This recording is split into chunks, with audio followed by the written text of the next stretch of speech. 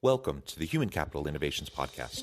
We're your source for personal, professional, and organizational growth and development, where we share original research, explore industry trends, and interview executives and thought leaders from across the globe.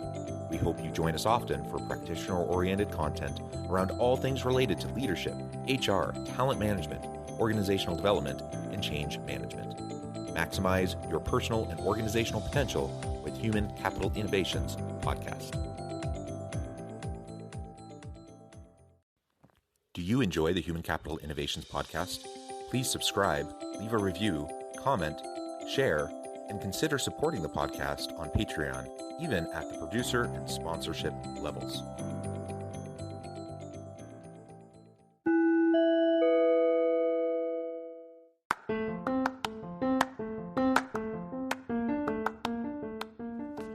Welcome to the Human Capital Innovations Podcast. In this HCI podcast episode, I talk with Tim Redmond about his new book, Power to Create, the ultimate guide to eliminate scarcity and produce massive results for yourself and others.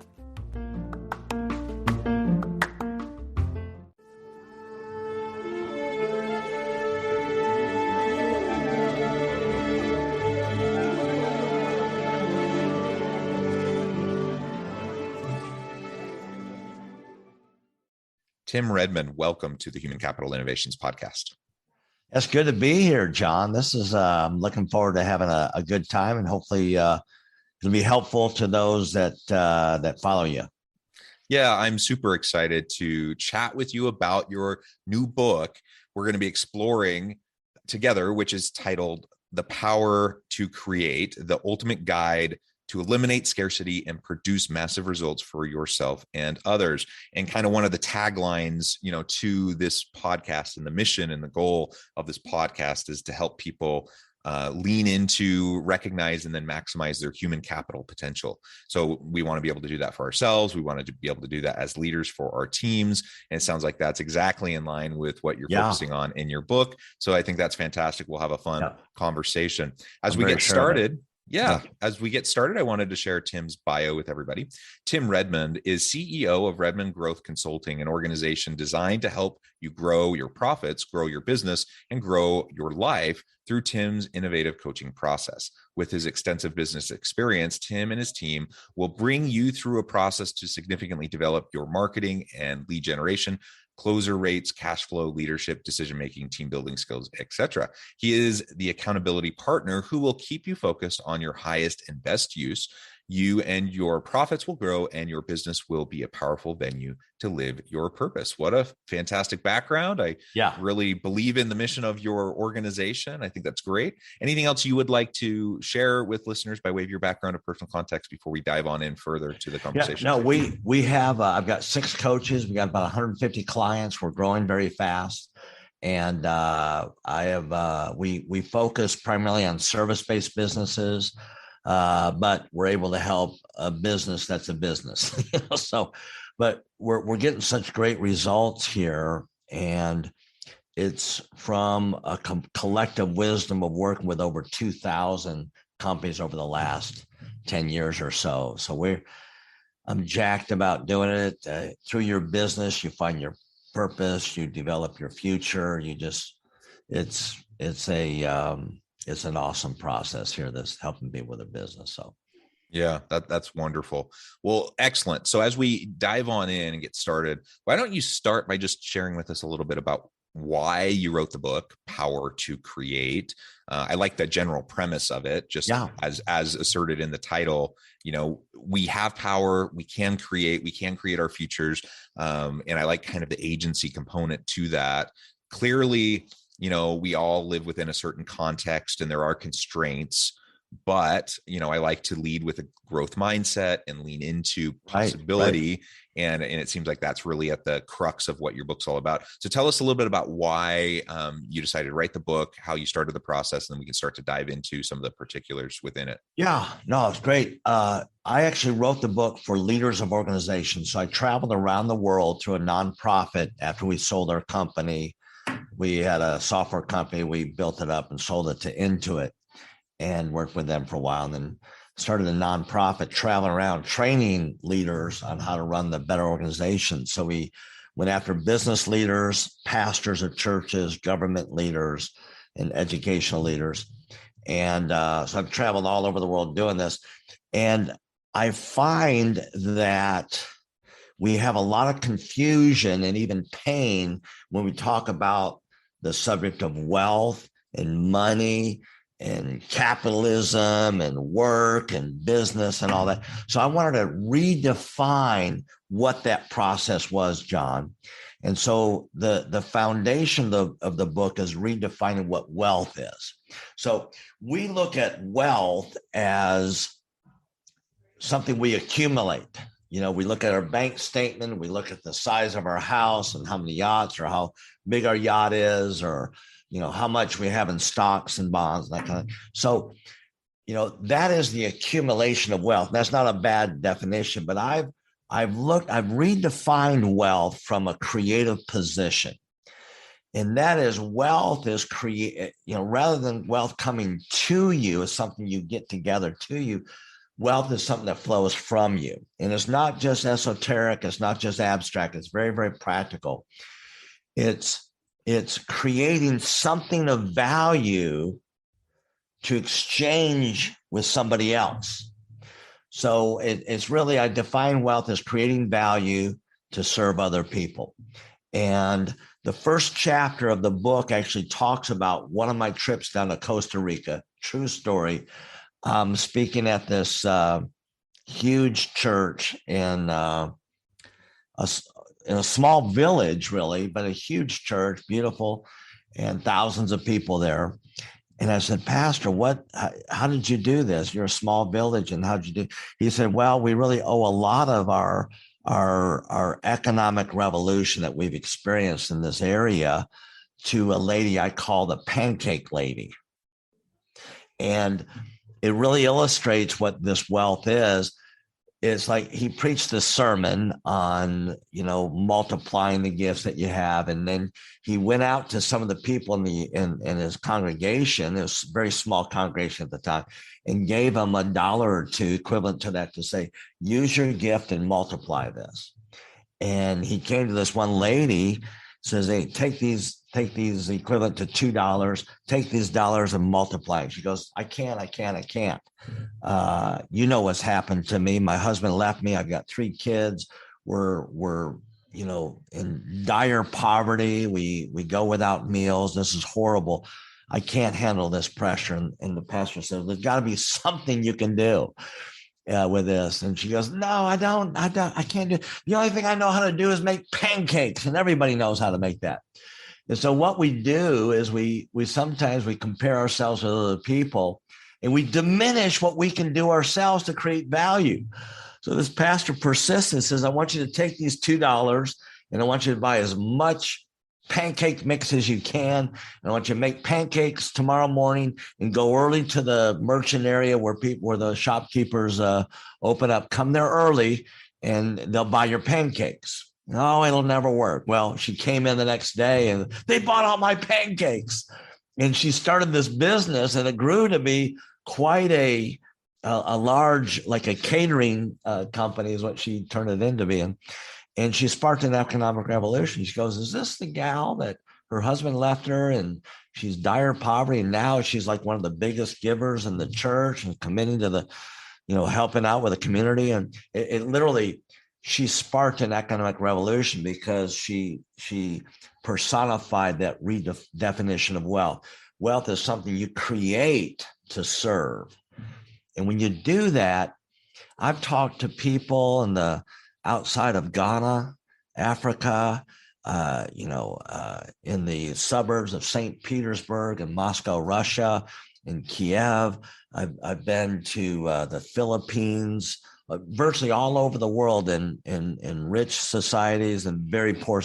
The same message applies. You can create something of value to serve other people, and you create an exchange in that.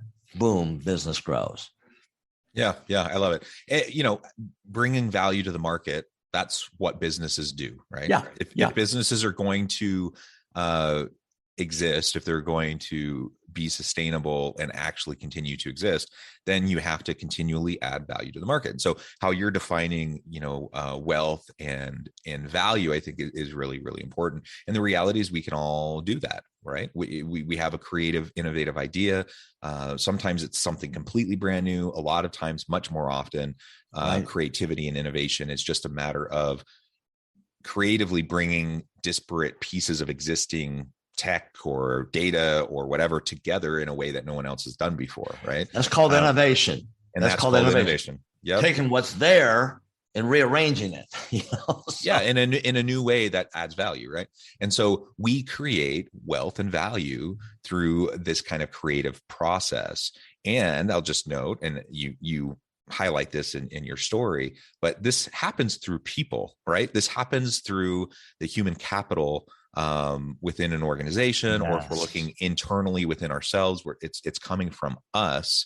And so we can never forget that. And I think a lot of times executives, they get really focused in on a variety of KPIs, largely financially driven KPIs, because they're thinking about bottom line impact, and that's not a bad thing. But if that's our sole focus and we forget to recognize the value in that is brought through the people within the organization, and that's the people in the organization that are creating and innovating and providing value to the market and connecting with the consumers. Right. If we forget that and we don't give proper attention to that, we're not investing in our people adequately, then lo and behold, people aren't going to be as creative or innovative, and they're not going, and your company will suffer in the long run.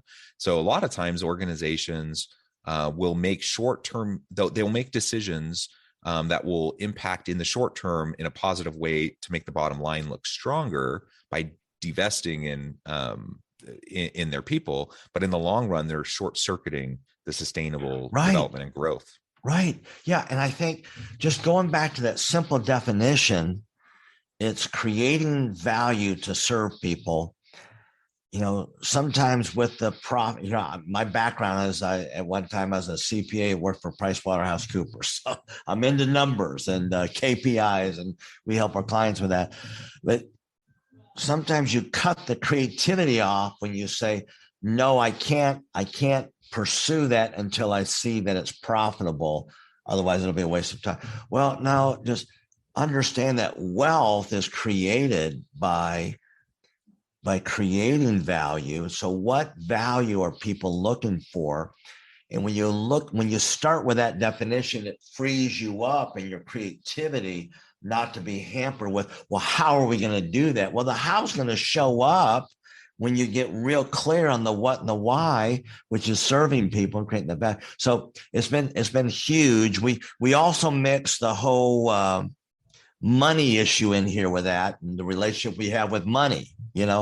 I'll many times I'll ask people, I did in the book, I'll say, well, how many of you would like to have more money? Boom, like this.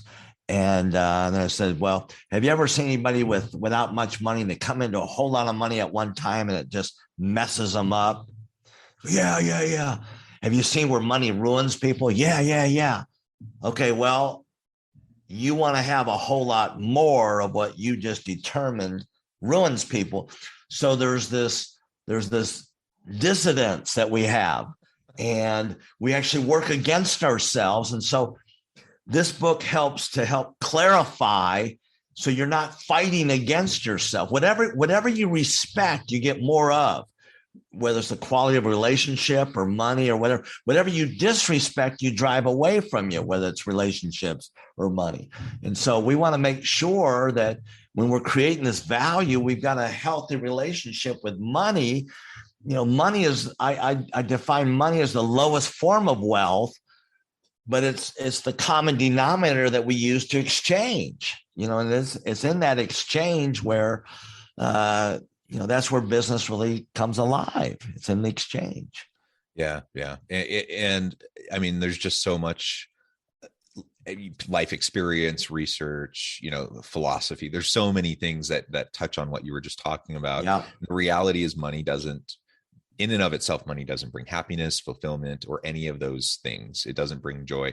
Now, you talk in your book about scarcity, and clearly if we don't have enough to meet our needs, and we are, struggling in just the day-to-day essentials of food and shelter, and having the ability to take care of our families, that's going to cause challenges and problems. But just having more wealth, having more financial prosperity doesn't necessarily do anything for your satisfaction and your health and your relationships and all those other things. And in fact, many times it can short circuit those things if we don't learn how to manage it effectively. And so that's a really good point. Nothing wrong with people having financial wealth. But in and of itself, it's not going to help you be satisfied and happy and content. And in fact, many people spend their whole life chasing wealth, and there's never enough. If that's your goal, it's never enough. You're always going after more and more and more. Exactly, and John. you're never going to be satisfied. Yeah. On the contrary, if we kind of reframe wealth in the way you're describing, and we focus more on providing value to others and serving others, that's inherently going to create and help you develop and sustain better, healthier relationships. Perfect. All of those things, that's what brings meaning and purpose to life.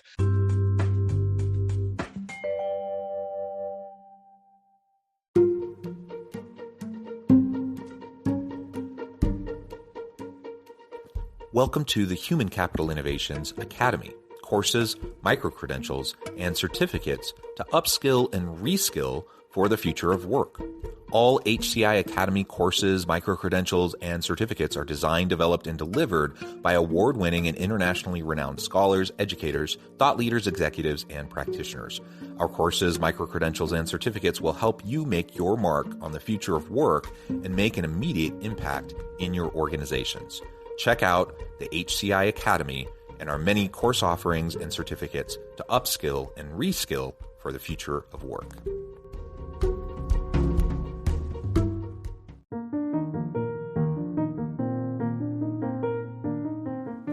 Check out our new weekly LinkedIn newsletter, Alchemizing Human Capital, exploring industry trends via original research and interviews with executives and thought leaders from across the globe. We look forward to having you join us.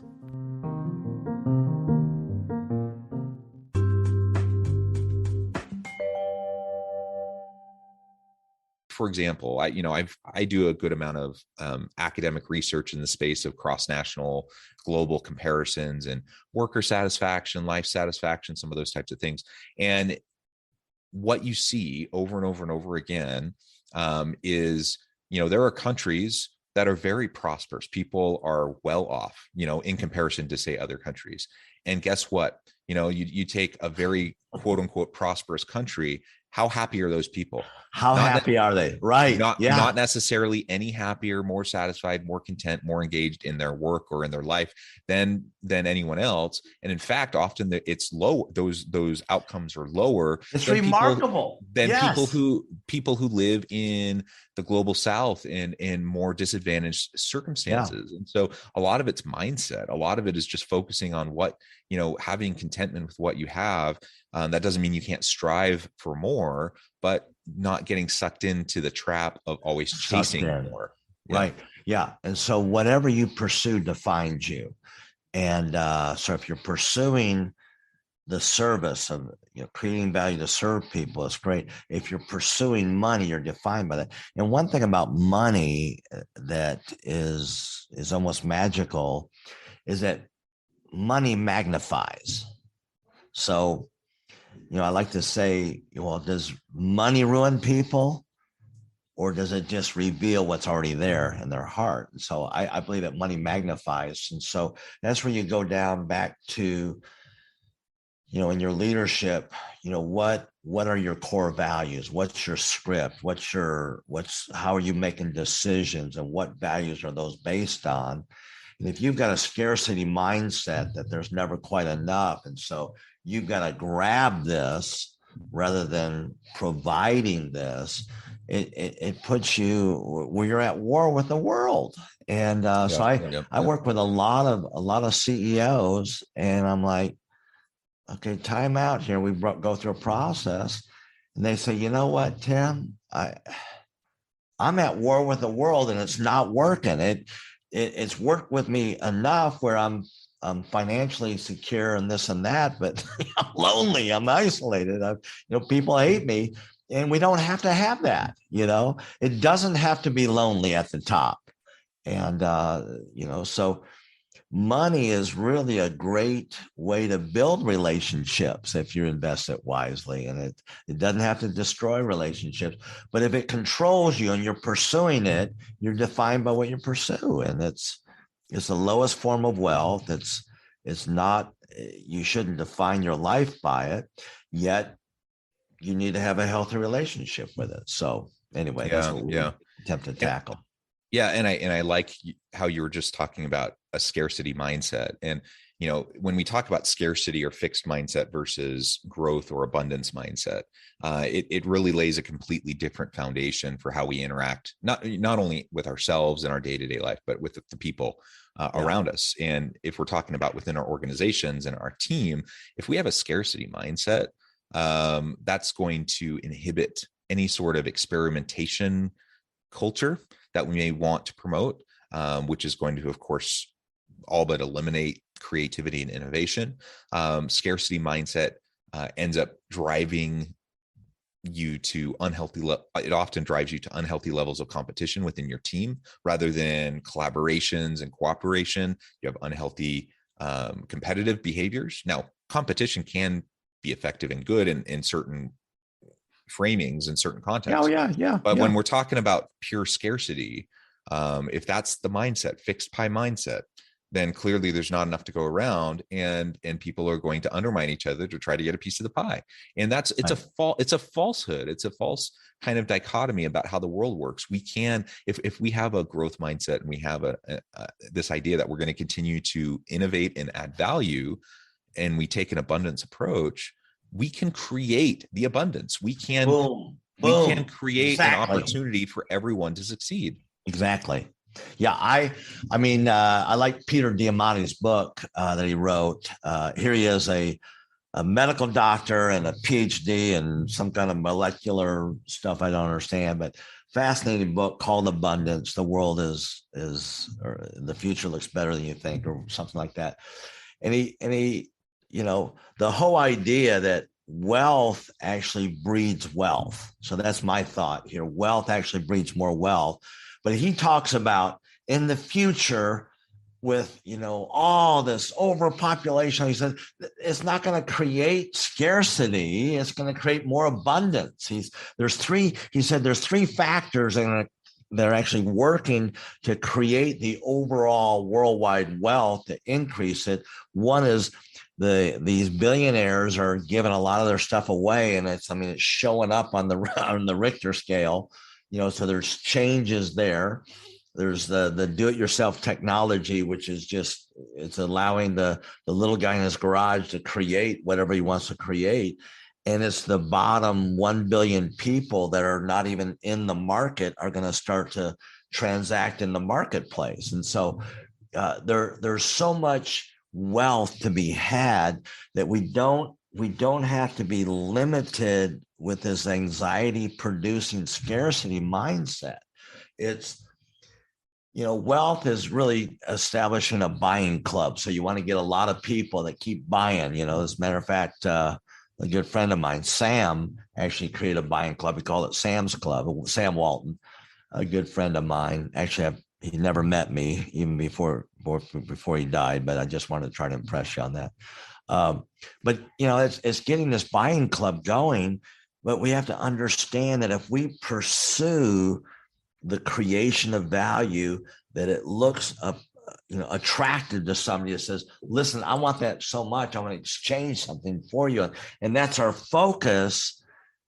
We leave the scarcity behind, and behind we leave a lot of anxiety, a lot of relationship destroying tendencies that we have, and we can really be a better leader. And that's really what it's all about. Yeah. And ultimately, as the subtitle to your book says, that helps you produce better, or you say massive results for yourself and others. And so when we take this growth and abundance kind of a focus, a framing of wealth around creating value for others and serving others, then all of a sudden that creates this dynamic environment where we can achieve, and we don't achieve in spite of others. We achieve through our collaboration with others. Yes. And ultimately, it doesn't matter how smart you are. You can be an incredibly smart, capable person. There's only so far you can go by yourself. We all have to work with other people. We have to develop relationships of trust with other people. And we can't do that unless we're adding value to the relationships around us. So let's focus on abundance. Let's focus on trust and developing relationships. That will help us achieve more personally. That will help us achieve more collectively. And the massive results will follow. Now, will they follow always immediately? No. And oftentimes you have to, build this kind of a culture and this kind of an environment and this kind of a mindset over time. And we're talking about sustainable long-term development and growth. But I feel confident in proclaiming that in the long run, people will be far better off if they take this kind of an approach than if they're just chasing their tails, trying to keep up with the Joneses, trying to earn just a little bit more money. They're not going to be as happy, as satisfied, as engaged, as creative when that's their purpose, when they have a more foundational, transcendent purpose of like developing meaningful relationships with others and adding value to the world around them. That will produce far greater outcomes in the long run. And really, you're defined by what you pursue, but also what you pursue, you serve. So if you're pursuing money and that's your end game, that's who you're going to serve. And that leads to a degradation in relationships. Having more money is not bad, but money having you, where you're going to sacrifice relationships in the pursuit of that, it gets you off-centered, and you begin to forego your leadership capacity to improve situations. You lay down that proactivity, and now you're the servant to this money thing that begins to control you. And so, these are powerful things. They're simple lessons for all of us leaders to keep in mind if we really want to make an impact through our organization. So that's what your podcast seems like it's all about. Yeah, and it's not rocket science. These are fairly simple principles, but we need to learn and relearn them over and over and over again. And we need to do more than that. We need to actually put it into practice, and that is really where the challenge comes. Because I think so many people have really good intentions with all of this, everything we've been talking about. But then you just get sucked into the grind of the day-to-day and all like the societal expectations and norms, and like disrupt that. We don't need to buy into those sorts of things, and we will just be far happier, far more fulfilled. We'll have better teams, better relationships if we take this a more healthy approach to wealth and creating value. Well, Tim, it has been a pleasure. I know at the time I'm going to have to let you go here in just a moment, but before we close, I wanted to give you a chance to share with listeners how they can get connected with you and find out more about your work, your book, your team, and then give us a final word on the topic for today. Well, what we're doing is we're a business coaching organization. And so we work with businesses, we work with business owners to help them significantly grow through reformatting their marketing, their sales approach, their hiring, cash flow, leadership, accountability, productivity. And so we handle all aspects of that. And we start with what we call a growth plan, where we find out where you're at and where you want to be. And we want to create a new business model to get us to that 3-year goal that you have from where you're at. And then we're going to give you 8 to 10 very practical, tactical things to do to actually get you on track to do that. And it's such a powerful process. Most companies can generate at least another $100,000 in profits to the business in the following 12 months after the growth plan.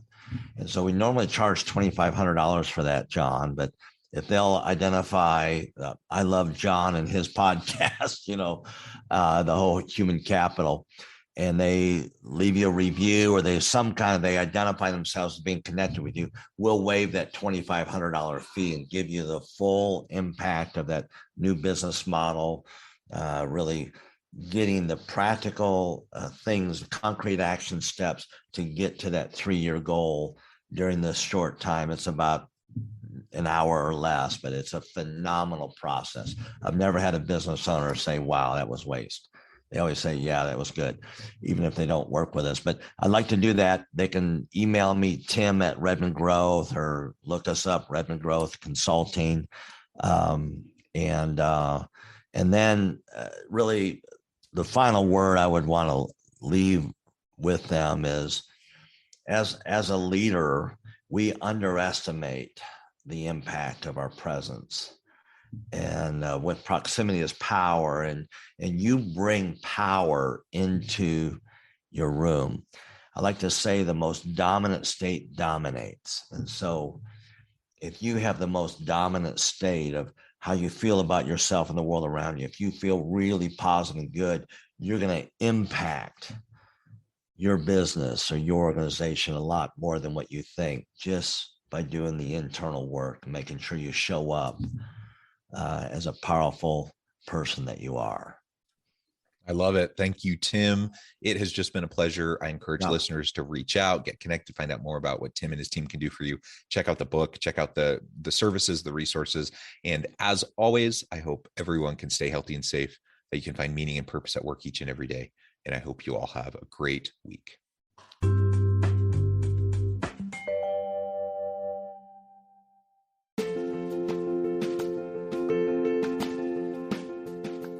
Bluer Than Indigo Leadership, the journey of becoming a truly remarkable leader. Early in my adult life, I learned about an Asian proverb that translates as bluer than indigo. If you think about the color indigo, it is a brilliant, deep, and vibrant blue, what some would call the bluest of blues. To have something that is bluer than indigo is rare and truly remarkable. Contrary to popular myth, there is no one-size-fits-all or cookie-cutter approach to effective leadership. There is no silver bullet, no secret sauce, no go-to model that will solve all of your problems. The truth is, great leaders have all had their unique strengths and flaws, and have all had to discover and then pave their own distinctive path in their life's journey to fulfill their leadership potential. Bluer Than Indigo Leadership will help you discover your own path and explore those ordinary, everyday actions that will help you respond to an uncertain future and produce extraordinary results for individuals, teams, and organizations.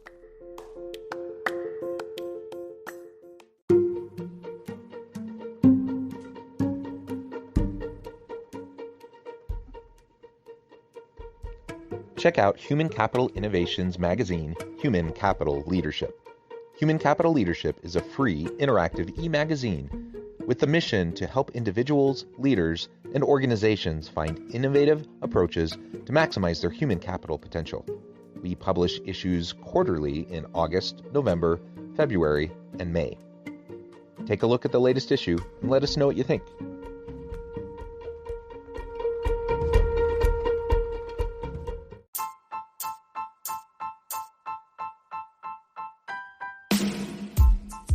The alchemy of truly remarkable leadership. Ordinary, everyday actions that produce extraordinary results. Consider how the nature of work has shifted over the past 50 years. With increased globalization, rapid technological advancement, and the shift in economic composition, the average job of today looks very different than the average job of 50 years ago. What will the jobs and organizations of tomorrow look like? Moreover, what does this all mean for organizational leaders? What are the core competencies and capabilities of organizations and their leadership that are prepared for continued disruption and geopolitical and socioeconomic shifts? Regardless of what the future holds, increasingly, leaders need to be socially minded, data-driven, decisive, champions of talent, and disruptors of the traditional notions of leadership, teams, organizations, and work. The alchemy of truly remarkable leadership will help you to explore your own leadership competencies and capabilities and consider ways to apply and implement them into your workplace and personal life.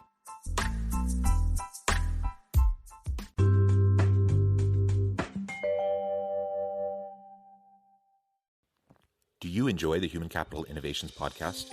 Please subscribe, leave a review, comment, share, and consider supporting the podcast on Patreon, even at the producer and sponsorship levels. Thanks again for joining us for this episode of the Human Capital Innovations podcast. I hope you stay healthy and safe and that you have a great week.